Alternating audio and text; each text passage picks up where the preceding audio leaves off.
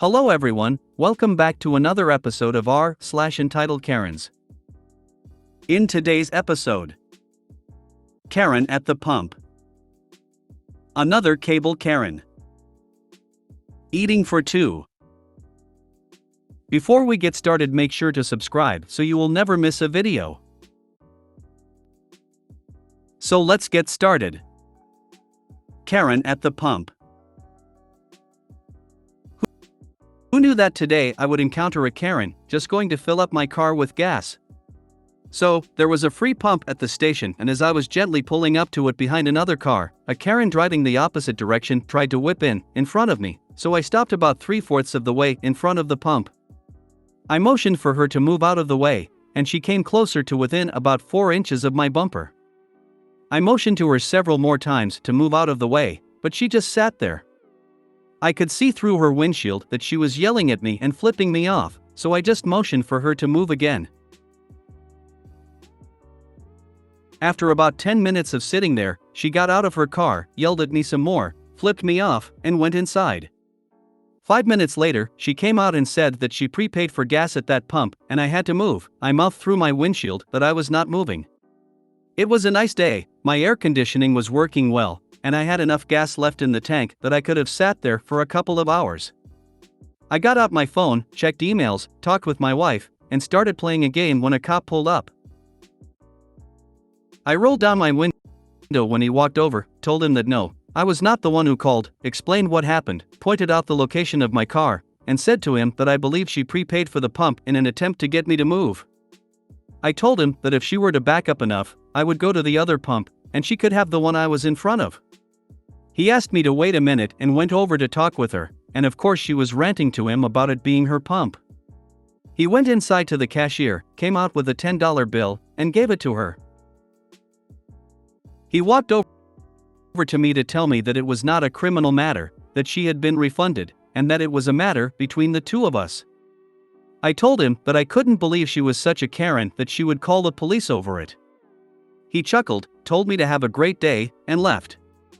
I started doing crossword puzzles on my phone, and exactly 20 minutes later, she backed up and then went screaming out of the parking lot to be entitled somewhere else. At last, I was able to get gas in peace. Nope.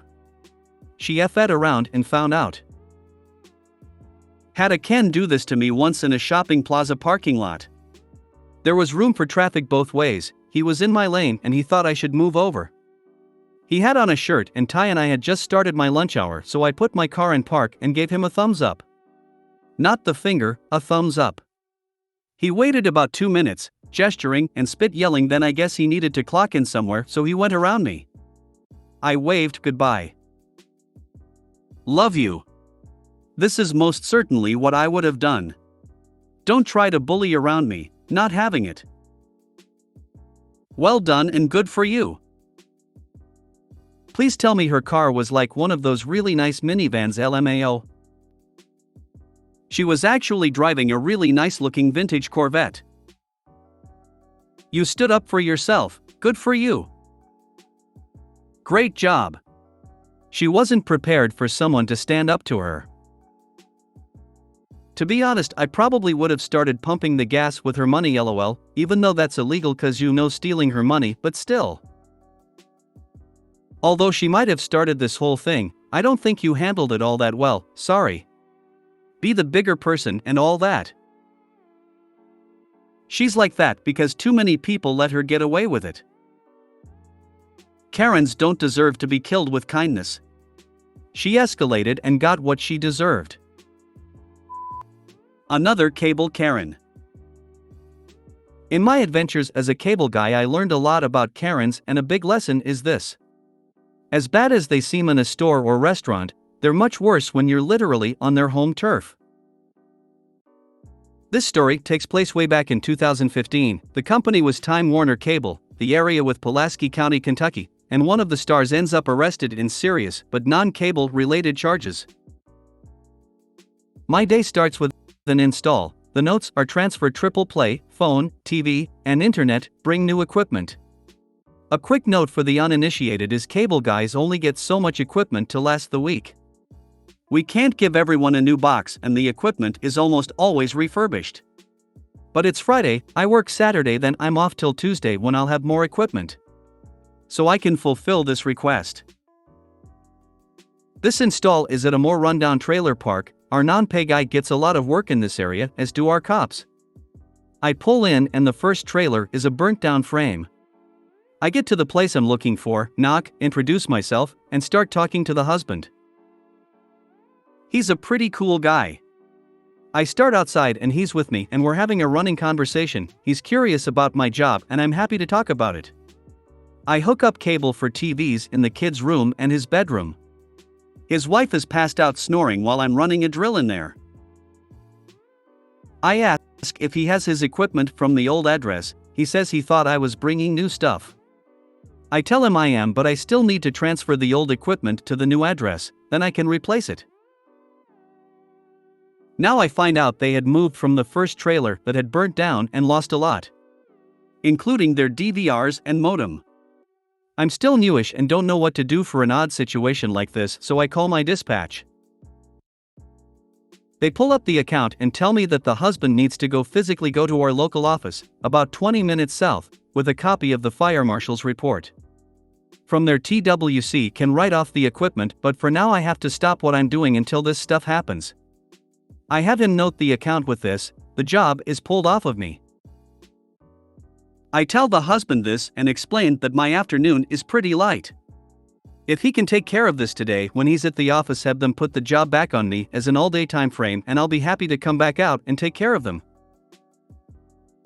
He asks what I'm going to do about the TVs that I've already hooked up to basic cable. I say leave them as his kids could probably use some cartoons right now.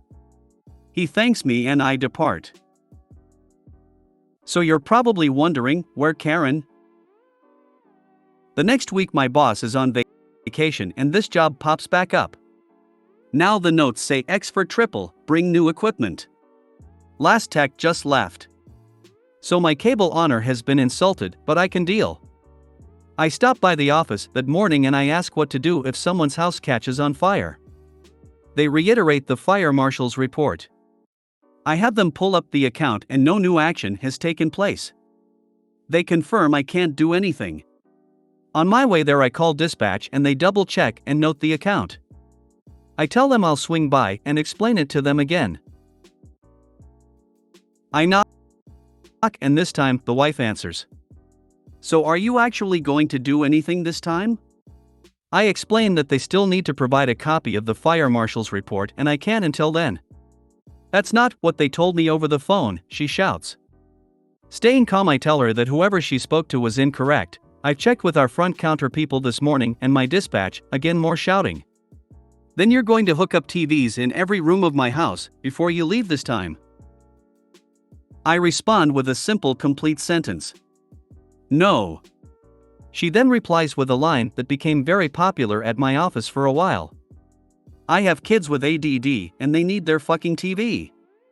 I'm actually slightly stunned someone would say this, but I quickly recover and say you need to take a copy of the fire marshal's report to our local office. Once that's done we can come back out. Have a nice day. I leave and go about my day. While I'm at home eating lunch my afternoon route changes. My trouble calls vanish and the same address pops in. I'm looking at the work order and notice they transferred the equipment office only and added new blank occurrence for the new equipment. What this means is for equipment to function it needs to be on an account. You can't just take something off a truck, plug it in, and have it work, and the account has to have an occurrence which is pretty much a spot for it to be in. They have 3 DVRs and a modem on their account plus occurrences to add 4 more DVRs and another modem.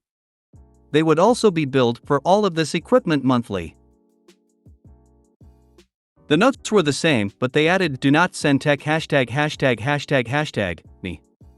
I message my dispatch about this and after some back and forth he removes it and gives me some work from someone else.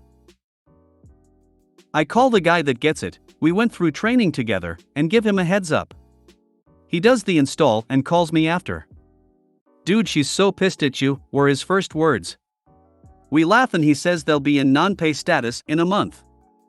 He played the game while he was there where he agreed with what she said about me and that when he was done there he was going to go straight to our boss's office and talk to him about me. In the end, I got curious and checked their account about a month later, and the notes were some great reading. Her bill was about $500, and the CSR explained that it's because of all the equipment. Each DVR also had premium channels, and that she needed to go to the office. She apparently hung up according to the notes, then called back in a couple more times over the next few days. The next month her cable boxes and modem get shut off for non-pay, and she calls back to complain. Soon after, I see a write-off amount of over $1,800 and notes from our non-pay guy where he stopped by, cars parked, kids looking at the window, but no answer. Eventually the write-off amount went up to $12,000 when the equipment was included. It became a joke among us techs after we both talk about our experience there. One of us would be talking about not being able to do a job and someone would chime in, but they have kids with ADD and need their TV. It gets really crazy when a few years later I'm watching local news and they mention the husband's name. He was arrested in Cincinnati on some nasty charges, human trafficking of a minor kinda stuff. I work in the cable industry, not as a BBT, and have heard many stories like this.